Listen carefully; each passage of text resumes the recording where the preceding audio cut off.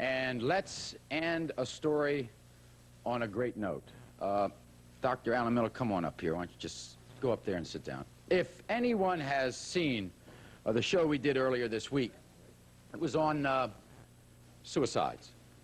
And in the middle of that show, for those who weren't here, I had a very distress signal, from a young 16-year-old boy that called himself Joe. And what had happened was that this young man was saying in the next 2 days he was ready to take his life with an overdose of pills.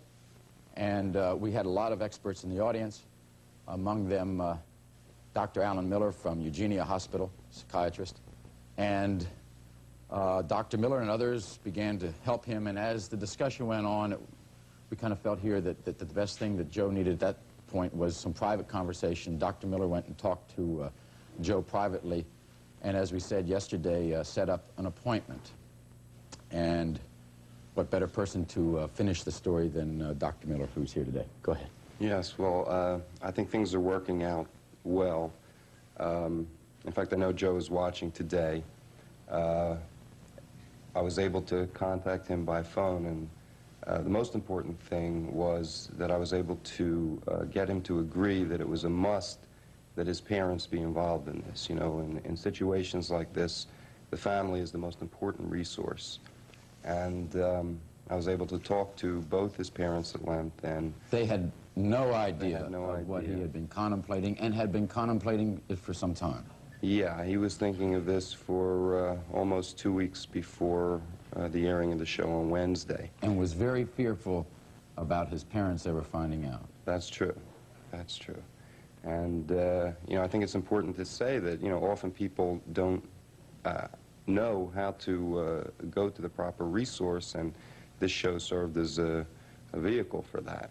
Well, I'll tell you, there are lots of things as to why we like to be here, but I can't think of anything better than what resulted in Joe's case. Well, I wanted to thank you and your producers, Ray Zabano and Peter Goldsmith, because you showed tremendous tact and sensitivity in a very delicate situation, both on and off the air. A lot of viewers didn't know what was going on behind the scenes, and I think we owe a debt of gratitude. Well, thank you very much. I wasn't soliciting anything, Doctor, but I thank you very much, because we were dealing in a very delicate subject, and we can give lots of thanks to you, and I am so happy that things are working out.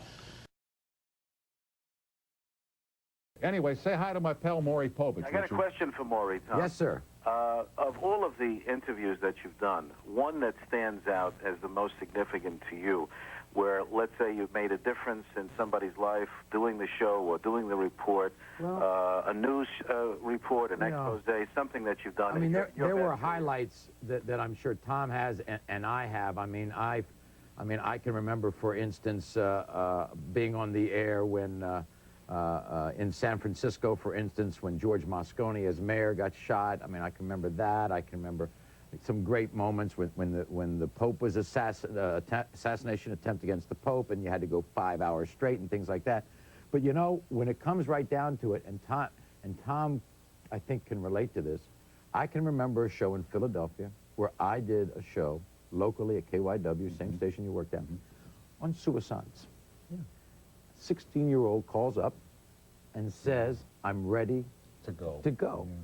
And I've got the psychiatrist there, I got the shrink there, and I pause, go to a commercial, and this shrink talks this 16-year-old into not doing anything. Into living, talks. Coming down to the station, meeting with the kid, and starting some therapy. And I think it's those little nuggets. Yeah, exactly right. That you really stick out, and you remember. Not the great ones. I'm glad you called, Richard. So much. Dr. Alan Miller has been here before. He is the medical director of the Montgomery County Emergency Service. To us, Alan's kind of a hero, because a couple of years ago here, he was a major factor, I think, in preventing a suicide. I don't want to say common story, but some of the common ingredients of one who is about to commit suicide? Certainly. More than half of people who end up suiciding are depressed. Is that why they want to take their lives? Well, you know, a dozen people can shoot themselves in the head. And if you were able to do a psychological autopsy afterwards, you might find that one was escaping from pain, another was afraid of going insane, a third acted on impulse after a quarrel, a fourth hoped to rejoin a loved one in the hereafter, a fifth was punishing his parents, and so on and so on. There's no one cause and effect.